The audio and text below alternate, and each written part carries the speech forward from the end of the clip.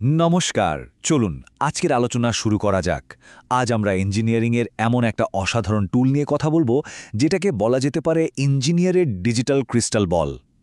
এর নাম হলো ফাইনাইট এলিমেন্ট অ্যানালাইসিস, বা ছোট করে বললে এফইএ।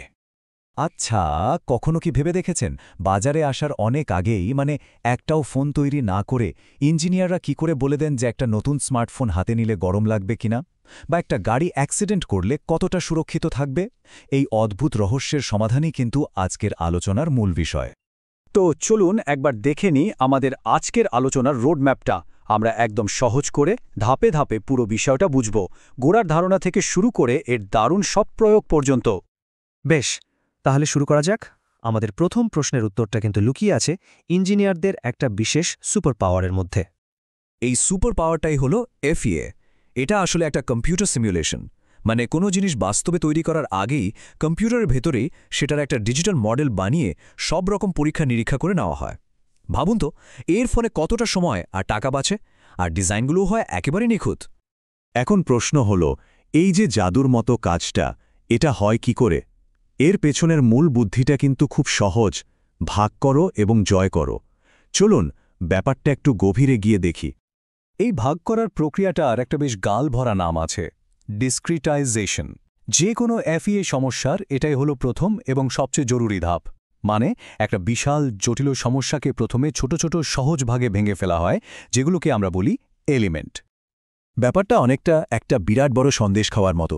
পুরো সন্দেশটা তো আমরা একবারে মুখে পুরে দিই না, তাই না? আমরা ওটাকে ছোট ছোট টুকরো করে আরামে খাই। এফইএ ঠিক এই কাজটাই করে, একটা বিরাট ইঞ্জিনিয়ারিং সমস্যাকে ছোট ছোট সমাধানযোগ্য অংশে ভেঙে ফেলে। আর এই যে ছোট ছোট টুকরোগুলো, তার মধ্যে সবচেয়ে জনপ্রিয় হলো সিএসটি এলিমেন্ট। এর পুরো নাম কনস্ট্যান্ট স্ট্রেন ট্রায়াঙ্গেল। একে আমরা আজকের গল্পের হিরো বলতেই পারি। দেখতে একদম আমাদের চেনা সিঙাড়ার মতো একটা সহজ ত্রিভুজ। এরকম হাজার হাজার ত্রিভুজ জুড়ে দিয়েই যে কোনো জটিল আকারের মডেল বানানো যায়। আর এর তিনটে কোণ, যেগুলোকে নোড বলা হয়, সেখানেই আমরা তাপমাত্রা বা স্মরণের মতো জরুরি মানগুলো হিসেব করি। তাহলে একবার মনে করার চেষ্টা করা যাক, এফইএ এর মূল কৌশলটা কি, যা দিয়ে অসম্ভবকে সম্ভব করা হয়? বেশ, আমরা তো পুরো সমস্যাটাকে সিঙ্গারার মতো ছোট ছোট ত্রিভুজে ভেঙে ফেললাম।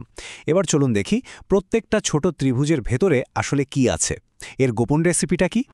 এর প্রথম গোপন উপাদান হল শেপ ফাংশন। এটাকে এলিমেন্টের ডিএনএ বা রান্নার রেসিপি ভাবতে পারেন।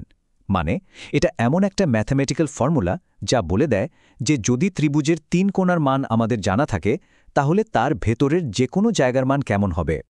আর দ্বিতীয় গোপন উপাদান হল স্টিফনেস ম্যাট্রিক্স, যেটাকে আমরা কে চিহ্ন দিয়ে লিখি। এটা হলো এলিমেন্টের পার্সোনালিটি বা চরিত্র।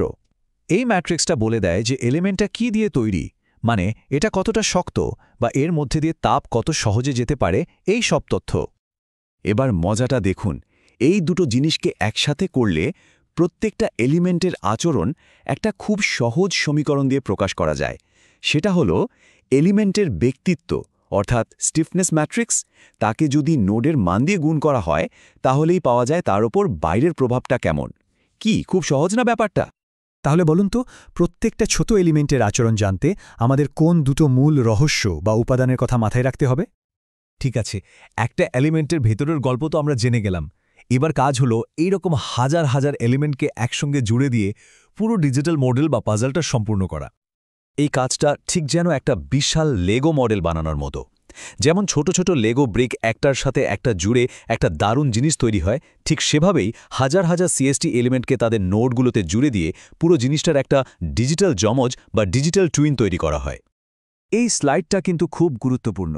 এখানে পুরো এফইএ প্রক্রিয়াটাকে মাত্র 5টা সহজ ধাপে দেখানো হয়েছে। প্রথমে ডিসক্রিটাইজ করা, মানে মেশ বানানো। তারপর ফর্মুলেট, মানে প্রত্যেক এলিমেন্টের জন্য তার ব্যক্তিত্ব ঠিক করা। এরপর অ্যাসেম্বল, মানে সবগুলোকে লেগোর মতো জোড়া। চতুর্থ ধাপে সলভ করা, মানে বাইরের শর্তগুলো দিয়ে কম্পিউটারে সমাধান করা। আর সব শেষে পোস্ট প্রসেস, মানে ফলাফলটাকে ছবি হিসেবে দেখা। আচ্ছা, যে কোনো ফাইনাইট এলিমেন্ট অ্যানালিসিসের জন্য এই 5 ধাপের পদ্ধতিটা কি আমরা মনে রাখতে পারব? আমরা প্রায় শেষের দিকে চলে এসেছি। এবার আমরা সবচেয়ে মজার অংশটা দেখব, কিভাবে হাজার হাজার সংখ্যার একটা বিশাল তালিকা থেকে একটা সহজ সুন্দর ছবিতে সবটা বোঝা যায়। যখন কম্পিউটার তার সব হিসেব শেষ করে তখন সে আমাদের কি দেয় জানেন? একটা বিশাল সংখ্যার তালিকা। এই সংখ্যাগুলো হলো আমাদের মডেলের প্রত্যেকটা নোডের তাপমাত্রা বা স্ট্রেসের মান। কিন্তু সত্যি বলতে কি, শুধু এই সংখ্যাগুলো দেখে কিছুই বোঝা সম্ভব না। এখানেই আসে পোস্ট প্রসেসিংয়ের জাদু। সফটওয়্যার এই হাজার হাজার বোরিং সংখ্যাকে একটা রঙিন ছবিতে বদলে দেয়, যেটাকে বলে হিট ম্যাপ। হয়তো লাল রং দিয়ে সবচেয়ে বেশি তাপমাত্রা দেখানো হচ্ছে আর নীল রং দিয়ে সবচেয়ে কম, আর সঙ্গে সঙ্গেই পুরো ব্যাপারটা চোখের সামনে একদম পরিষ্কার হয়ে যায়। বেশ, এফইএ কিভাবে কাজ করে তার একটা পরিষ্কার ধারণা তো আমরা পেলাম, কিন্তু প্রশ্ন হল, এই সব শিখে আমাদের লাভ কি? আমাদের ভবিষ্যতে এটা কিভাবে কাজে লাগতে পারে? চলুন দেখি। শুনলে হয়তো অবাক হবেন, এফইএ আজ কোথায় নেই। নতুন ইলেকট্রিক গাড়ির ডিজাইন থেকে শুরু করে ফর্মুলা 1 গাড়ির অ্যারোডাইনামিক্স, সিনেমার অসাধারণ স্পেশাল এফেক্ট থেকে শুরু করে মেডিকেলের জন্য কাস্টম ইমপ্ল্যান্ট তৈরি করা, সব ক্ষেত্রেই এর ব্যবহার অপরিহার্য। এক কথায়, আজকের দিনের যে কোনো উন্নত প্রযুক্তির পেছনেই এর অবদান রয়েছে। তাহলে শেষ কথায় আসি। দেখুন, এফইএ শুধু একটা পরীক্ষার বিষয় নয়, এটা হলো আধুনিক উদ্ভাবনের ভাষা। একজন ইঞ্জিনিয়ার হিসেবে এই ভাষাটা জানাটা এখন ভীষণ জরুরি। এতে দক্ষতা অর্জন করার মানে শুধু একটা সার্টিফিকেট পাওয়া নয়, এর মানে হলো ভবিষ্যৎকে নিজের হাতে ডিজাইন করার এবং গড়ে তোলার ক্ষমতা অর্জন করা। এটা শিখলে আপনারা শুধু ইঞ্জিনিয়ার হবেন না, আপনারা হবেন ভবিষ্যতের রূপকার।